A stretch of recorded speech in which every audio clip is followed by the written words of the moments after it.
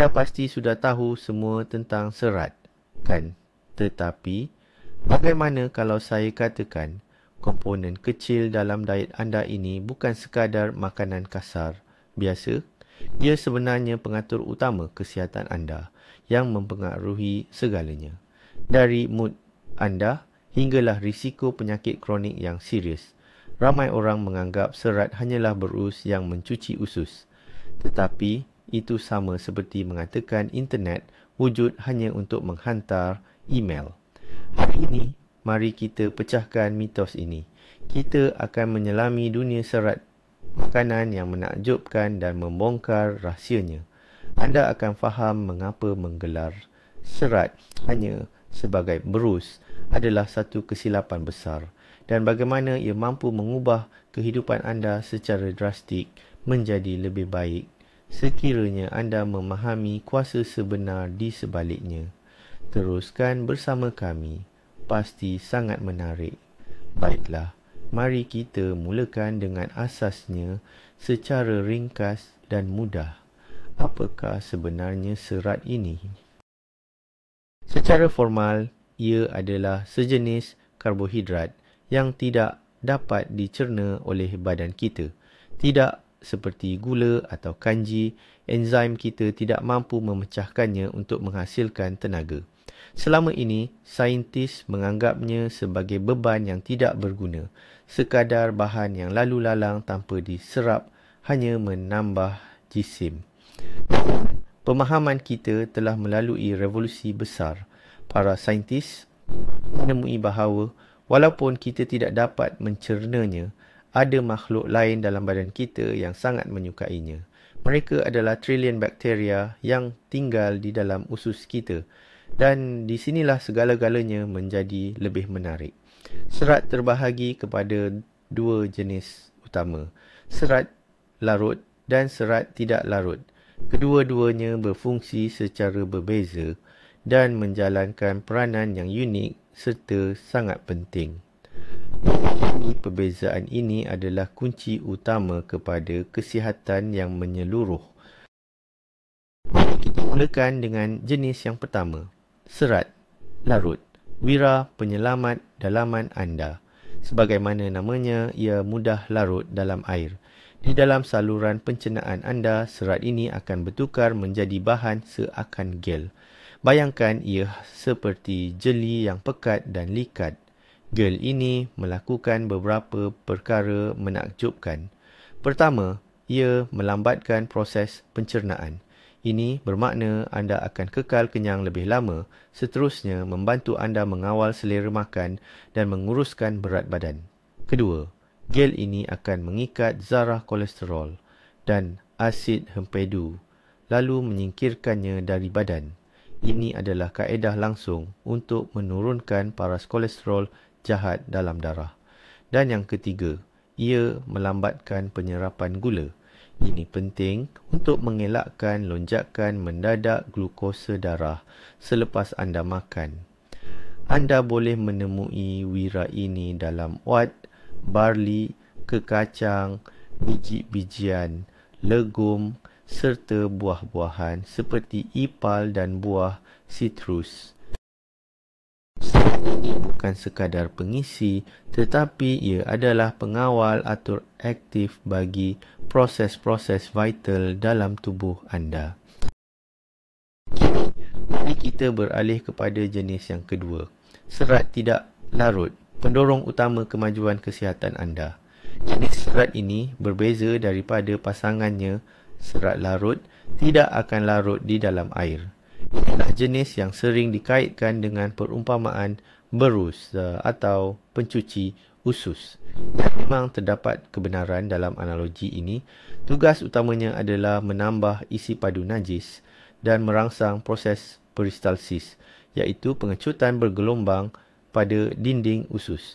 Serat ini secara harfiahnya mendorong sisa makanan di sepanjang saluran pencernaan. Tindakan ini memastikan keteraturan proses membuang air besar dan membantu mencegah sembelit. Bayangkan, ia sebagai petugas pembersihan yang sangat berkesan tetapi amat berhati-hati. yang sentiasa menjaga kebersihan dalaman anda. Namun, peranannya tidak terhad kepada itu sahaja. Dengan meningkatkan isi padu makanan di dalam perut tanpa menambah kalori, serat ini turut menyumbang kepada rasa kenyang. Anda boleh mendapatkannya dalam produk bijirin penuh, dedak, kekacang, serta di dalam kulit banyak sayur-sayuran dan buah-buahan seperti brokoli, bunga kobis dan lobak merah. Mari kita bincangkan perkara yang paling utama, iaitu bagaimana serat yang sering dianggap bahan buangan semata-mata bertukar menjadi adiwira kesihatan. Serat adalah hidangan mewah yang sebenar untuk bakteria usus anda. Dalam usus kita, wujud seluruh alam mikroorganisma yang kita panggil microbiome. Bakteria ini bukan musuh.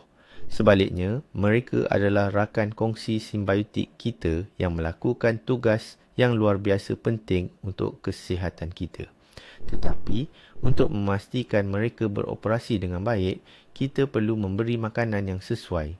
Dan makanan kegemaran mereka adalah serat, iaitu jenis yang kita sendiri tidak dapat hadam.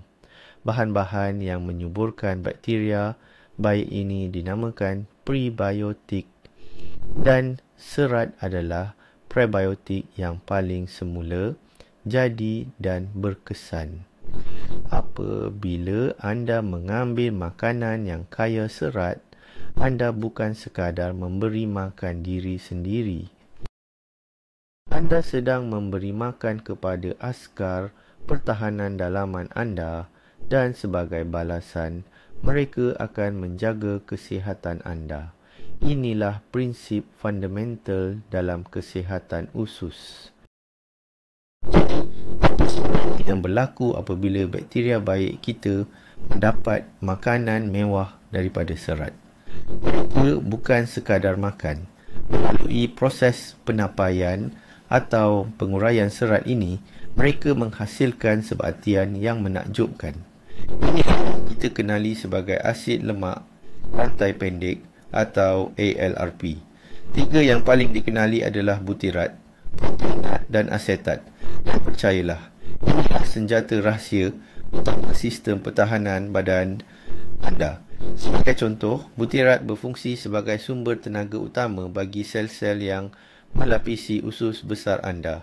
Ia memastikan sel-sel tersebut kekal sihat dan berdaya tahan. Sementara itu, propionat dan asetat pula diserap terus ke dalam aliran darah, mempengaruhi pelbagai proses badan, termasuk metabolisme dan fungsi hati. Sebatian ini mempunyai kesan anti radang yang sangat kuat. Bukan sahaja terhad di usus, malah ia memberi manfaat kepada seluruh tubuh. Ringkasnya, apabila anda mengambil serat, anda sebenarnya sedang mengaktifkan kilang dalaman anda untuk menghasilkan ubat yang paling bernilai untuk kesihatan. Mari kita mendalami bagaimana serat menguatkan benteng usus kita. Bayangkan dinding usus anda seperti tembok benteng, dibina daripada sel-sel yang tersusun dan bersambungan dengan sangat rapat. Tembok ini berperanan penting. Ia hanya membenarkan nutrien bermanfaat dan air masuk ke dalam badan, tetapi menyekat sepenuhnya laluan toksin, bakteria berbahaya dan partikel makanan yang tidak dihadam. Di sinilah peranan asid lemak rantaian pendek, terutamanya butirat yang sering kita bincangkan, bertindak sebagai simen yang menyatukan tembok ini. Ia memberikan nutrisi kepada sel-sel usus dan membantu memastikan sambungan antara sel kekal ketat dan utuh. Apabila diet kita kekurangan serat, bakteria baik akan kelaparan dan penghasilan butirat akan menurun secara mendadak. Akibatnya, simen ini akan melemah, lalu menyebabkan munculnya celah atau lubang pada dinding usus. Keadaan ini dikenali sebagai sindrom kebolehtelapan usus meningkat atau lebih mudah difahami sebagai usus bocor. Melalui celah-celah inilah bahan-bahan yang tidak sepatutnya seperti toksin dan sisa boleh menyelinap masuk ke dalam aliran darah. Ini seterusnya mencetuskan keradangan kronik dan tindak balas autoimun dalam badan. Terdapat mitos yang sangat popular. Kononnya, semua serat dalam makanan adalah sama dan asalkan kita capai jumlah harian yang disarankan, itu sudah memadai. Ini adalah tanggapan yang silap sama sekali. Mikrobiom anda memerlukan kepelbagaian untuk kekal sihat. Spesies bakteria yang berbeza sukakan jenis serat yang berbeza. Ada yang suka pektin dari apple, ada yang lebih gemar inulin dari cikori atau bawang putih, dan ada pula yang memerlukan kanji resisten dari kentang yang disejukkan atau pisang muda. Apabila anda mengambil pelbagai jenis makanan berasaskan tumbuhan, anda sebenarnya sedang memberi makan kepada spektrum bakteria, baik yang lebih luas. Tindakan ini akan membina ekosistem yang kaya dan stabil di dalam usus anda. Mikrobiom yang pelbagai jenis adalah mikrobiom yang kuat. Ia lebih cekap melawan patogen, menghasilkan lebih banyak nutrien penting dan menyokong tahap kesihatan anda dengan lebih berkesan. Jadi, matlamat sebenar bukanlah hanya sekadar mencapai 25 gram serat daripada semangkuk oat semata-mata, tetapi untuk mendapatkan jumlah tersebut dari seberapa banyak sumber yang berlainan. Ini termasuk sayur-sayuran, buah-buahan, beri, kekacang, bijirin dan biji benih. Sekarang, mari kita tinggalkan seketika peranan serat dalam usus dan lihat pula ia mempengaruhi keseluruhan badan kita. Kita dengan topik yang paling popular, pengurusan berat badan. Ini bukan magis, ini sains tulen. Kita sedia maklum, serat waktu kita berasa kenyang. Makanan yang tinggi serat bukan kita mengunyah dengan lebih teliti, memberikan masa kepada otak untuk menerima isyarat bahawa kita sudah kenyang. Serat akan membentuk gel dan melambatkan pengosongan perut sekaligus memanjangkan lagi rasa kenyang itu. Serat tidak larut pula menambah jisim atau pukal kepada makanan tanpa sebarang kalori. Kedua, serat juga didapati mempengaruhi hormon lapar dan kenyang seperti ghrelin dan leptin. Dan yang ketiga, beberapa kajian menunjukkan bahawa serat mampu mengurangkan sedikit jumlah kalori yang kita serap daripada makanan. Ini kerana ia berupaya mengikat sebahagian daripada lemak dan gula, lalu membuangnya keluar dari badan. Serat bukanlah ubat ajaib atau penawar mutlak, tetapi ia merupakan alat yang sangat berkesan dalam strategi penurunan berat badan yang sihat. Jantung anda juga akan menghargai pengambilan serat, terutamanya serat larut. Mekanisme di sebalik manfaat ini sungguh menarik. Hati kita menggunakan kolesterol untuk menghasilkan asid hempedu yang amat penting untuk proses penghadaman lemak. Biasanya, kebanyakan asid hempedu ini akan diserap semula oleh badan dan digunakan semula. Tetapi, gel likat yang terbentuk oleh serat larut akan memerangkap asid hempedu ini dan mengeluarkannya dari sistem badan. Apabila itu berlaku, hati tiada pilihan lain selain mengambil lebih banyak kolesterol daripada aliran darah untuk menghasilkan semula bekalan hempedu yang baharu. Dengan cara ini, paras kolesterol jahat atau lipoprotein berketumbatan rendah, iaitu LDL, dalam darah akan menurun. Selain itu, diet yang kaya dengan serat juga sering dikaitkan dengan tekanan darah yang lebih rendah serta pengurangan keradangan umum dalam badan. Faktor-faktor ini adalah kunci utama untuk mengekalkan kesihatan sistem kardiovaskular yang optimum. Paras gula dalam darah yang stabil bermaksa anda akan memiliki tenaga dan mood yang stabil sepanjang hari. Dalam hal ini, serat atau fiber memainkan peranan sebagai pengawal selia yang sangat bijak.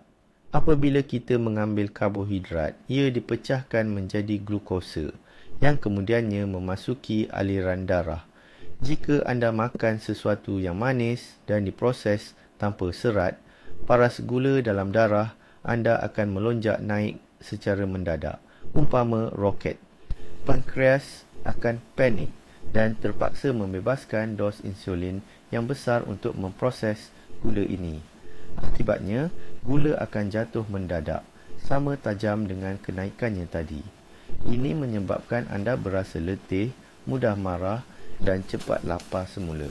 Serat, terutamanya serat larut, berfungsi memperlahankan keseluruhan proses ini. Ia menghalang glukosa daripada diserap terlalu cepat. Hasilnya, paras gula dalam darah anda akan naik secara berperingkat dan turun dengan cara yang sama. Ini menghalang ayunan tenaga yang drastik, melindungi anda daripada rintangan insulin dan diabetes jenis kedua.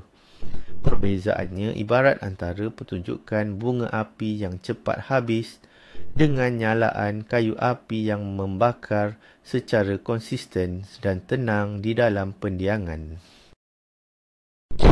Satu hubungan yang tak disangka-sangka, serat dan imuniti. Bagaimana ia terkait? Rapat. Faktanya, sekitar 70% daripada sel imun kita berada dalam usus. Ini bukan kebetulan. Usus adalah benteng utama antara dunia luar dan ruang steril dalaman kita. Sistem imun sentiasa berlatih di sini, belajar membezakan kawan dan musuh. Mikrobiom yang sihat dan pelbagai yang kita sokong melalui pengambilan serat memainkan peranan penting dalam latihan ini. Ia membantu menyelaraskan tindak balas imun supaya ia tidak menjadi terlalu lemah maupun terlalu agresif. Asid lemak rantai pendek, ACFA, yang dihasilkan oleh bakteria usus mempunyai kesan anti radang dan membantu mengawal aktiviti sel imun. Oleh itu, mikroflora yang sihat adalah kunci kepada tindak balas imun yang mencukupi dan efektif. Pernahkah anda dengar tentang paksi usus otak? Ini bukan sekadar fiksyen sains, tetapi saluran komunikasi dua hala yang benar-benar wujud. Usus dan otak anda sentiasa berhubung antara satu sama lain melalui sistem saraf, hormon dan sistem imun. Usus malah mempunyai sistem sarafnya sendiri yang kadangkala dirujuk sebagai otak kedua, dan mikrobiom adalah peserta aktif dalam dialog ini. Bakteria dalam usus anda mampu menghasilkan neurotransmitter, iaitu bahan kimia yang menghantar isyarat ke otak. Sebagai contoh, sehingga 95% serotonin, iaitu hormon bahagia, dihasilkan di dalam usus. Oleh itu, apa sahaja yang berlaku dalam perut, anda akan memberi kesan langsung kepada mood, tahap tekanan, malah fungsi kognitif anda. Jadi, cuba teka apa alat utama untuk menguruskan semua proses ini. Jawapannya, serat, fiber yang berfungsi memberi makan kepada bakteria yang sihat itu. Serat atau fiber ini dianggap sebagai sejenis antidepresan semula jadi. Sudah tentu, ia tidak akan menggantikan rawatan profesional, tetapi sumbangannya terhadap kesihatan mental tidak boleh dipandang remeh. Kajian menunjukkan kaitan yang jelas antara diet rendah serat dengan peningkatan risiko depresi.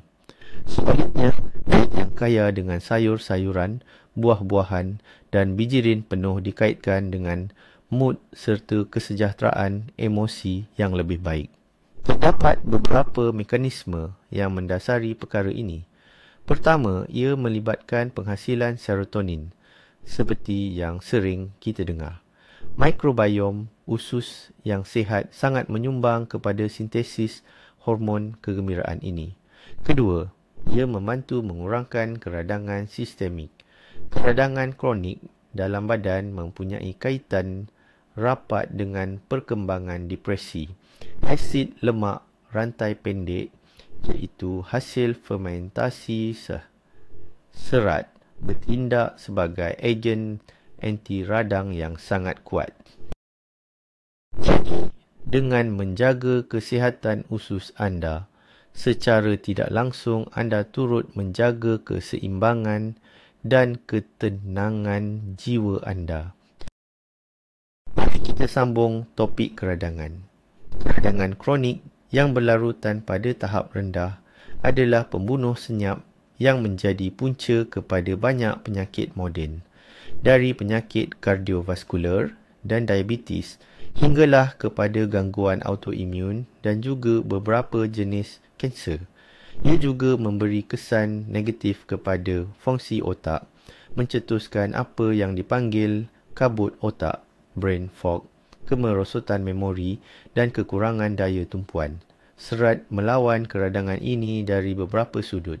Ia mengekalkan keutuhan sawar usus, menghalang molekul proradang daripada meresap masuk ke dalam aliran darah. Serat juga memberi makan kepada bakteria yang menghasilkan asid lemak rantai pendek ILRP yang bersifat anti radang. Tambahan pula, diet yang kaya serat biasanya kaya dengan antioksidan dari sumber tumbuhan yang turut melawan tekanan oksidatif dan keradangan. Yang cerdas dan tubuh yang sihat dari usus yang sihat, dan asas kepada semua itu adalah serat. Adakah serat fiber benar-benar mampu memanjangkan usia? Banyak kajian utama menunjukkan bahawa jawapannya adalah ya. Individu yang mengambil serat dalam jumlah yang banyak secara puratanya bukan sahaja hidup lebih lama, malah, dan ini lebih penting, mereka kekal sihat untuk tempoh yang lebih panjang. Sudah tentu, kita perlu ingat ini adalah korelasi, bukan hubungan sebab akibat yang terus. Kebiasaannya, mereka yang memilih makanan tinggi serat juga cenderung mengamalkan gaya hidup yang lebih sihat secara menyeluruh. Namun, walaupun setelah mengambil kira faktor-faktor sampingan ini, hubungan antara serat dan kesihatan tetap signifikan. Hal ini tidaklah menghairankan jika kita meneliti semua manfaat yang telah kita bincangkan sebelum ini. Pengurangan risiko penyakit jantung, diabetes, serta beberapa jenis kanser seperti kanser kolon atau usus besar. Ditambah pula dengan kawalan berat badan yang lebih baik, pengurangan keradangan kronik dan peningkatan sokongan kepada sistem imun. Kesemua ini adalah asas atau batu bata yang membina kehidupan yang panjang dan sihat. Serat mungkin bukan eliksir awet muda, tetapi ia merupakan salah satu alat yang paling mudah didapati, berpatutan dan terbukti secara saintifik untuk memastikan kita melalui penuaan dengan sihat. Baiklah, kita sudah faham manfaatnya, tapi berapa banyak sebenarnya serat yang kita perlukan? Saranan rasmi mungkin berbeza sedikit di antara negara, tetapi secara purata, jumlah yang dipersetujui adalah seperti berikut. Bagi wanita, ia adalah sekitar 25 gram sehari. Manakala bagi lelaki, sekitar 38 gram sehari. Penting untuk kita faham, ini adalah jumlah minimum yang disyorkan bagi tujuan pencegahan penyakit. Nenek moyang kita, iaitu golongan pemburu pengumpul, dianggarkan oleh saintis mengambil sehingga 100 gram serat setiap hari. Maksudnya, rata-rata penduduk bandar moden hari ini hanya mampu mencapai sekitar 15 hingga 20 gram sahaja. Ini menunjukkan satu kekurangan yang serius. Untuk memberikan anda gambaran kasar, dalam sebiji ipal bersaiz sederhana terdapat kira-kira 4 gram serat. Dalam 100 gram OH ada sekitar 10 gram. Manakala dalam 100 gram kacang dal atau lentil yang dimasak ada kira-kira 8 gram. Jadi, mencapai sasaran pengambilan harian ini sebenarnya tidaklah terlalu sukar asalkan kita membuat pilihan makanan yang betul. Jadi, di manakah kita boleh dapatkan khazanah ini? Sumber serat yang paling hebat adalah daripada makanan berasaskan tumbuhan yang tidak diproses dan masih dalam bentuk asalnya. Ingat, peraturan mudah ini, lebih kurang makanan itu diproses, maka lebih tinggilah kandungan seratnya. Di tempat pertama adalah kekacang, seperti lentil, kacang merah, chickpea, kacang kuda dan kacang pis. Ini adalah juara sebenar dalam soal kandungan serat. Seterusnya, kita ada bijirin penuh, oat, barley, quinoa, beras perang dan roti bijirin penuh, sayur-sayuran, hampir semua jenis sayur, terutamanya brokoli, kubis Brussels, lobak merah dan ubi bit, buah-buahan dan beri pula. Cuba ambil raspberry, beri hitam, pear dan ipal. Pastikan makan sekali dengan kulit. Dan sudah tentu jangan lupakan kekacang dan bijian. Biji chia dan biji rami adalah bom serat yang sangat padu. Segenggam badam atau kacang walnut adalah snack yang sangat baik. Kunci kejayaan di sini adalah kepelbagaian. Cuba masukkan makanan daripada semua kumpulan ini ke dalam diet harian anda setiap hari. Katakanlah anda tiba-tiba rasa bersemangat, lalu terus membuat keputusan untuk meningkatkan pengambilan serat secara mendadak. Ini adalah kesilapan nombor 1. Terlalu banyak, terlalu cepat. Kalau badan anda belum biasa dengan jumlah serat makanan yang tinggi, ia boleh bertindak balas secara agresif. Perut kembung, berangin, rasa tak selesa di perut. Semua ini petanda bahawa sistem penghadaman dan mikrobiom anda tidak sempat untuk menyesuaikan diri. Ia ibarat pergi ke gym selepas cuti panjang dan terus cuba angkat bebanan yang paling berat. Tak ada apa yang baik akan berlaku. Sebab itu, anda perlu bertindak secara berperingkat. Tingkatkan jumlah serat dalam diet anda sebanyak 5 gram setiap beberapa hari. Contohnya, minggu ini, cuba masukkan 1 sudu biji chia dalam sarapan anda. Minggu depan pula, gantikan nasi putih dengan nasi perang. Beri badan anda masa untuk menyesuaikan diri. Dengan cara itu, peralihan ini akan menjadi selesa dan hanya akan membawa manfaat kepada anda. Ada satu lagi perkara yang sangat penting untuk ditekankan. Air adalah rakan kongsi utama bagi serat. Tanpa cecair yang mencukupi, serat tidak akan dapat menjalankan tugasnya dengan berkesan. Ini terutama melibatkan serat larut yang perlu menyerap air untuk membentuk tekstur seperti gel. Sebaliknya, serat tak larut pula jika tiada air boleh memburukkan masalah sembelit. Ia akan membentuk jisim yang terlalu padat dan kering. Bayangkan anda cuba bancuh simen tetapi anda langsung tidak masukkan air. Anda hanya akan mendapat serbuk kering yang tidak berguna. Situasi yang sama berlaku di dalam usus anda. Oleh itu, apabila anda meningkatkan pengambilan serat, pastikan anda juga meningkatkan pengambilan air. Sasarkan untuk minum sekurang-kurangnya 1.5 hingga 2 liter air kosong setiap hari. Peraturan mudah ini akan membantu mengelakkan ketidakselesan perut dan membolehkan anda mendapat manfaat maksimum daripada serat yang anda ambil. Kita rungkaikan satu lagi mitos yang popular. Kononnya jus dan smoothie adalah sumber serat yang hebat. Kita mulakan dengan jus apabila anda memerah jas daripada buah-buahan atau sayur-sayuran. Semua serat yang bernilai itu akan terperangkap dan dibuang bersama ampas. Apa yang tinggal dalam gelas anda hanyalah gula dan air.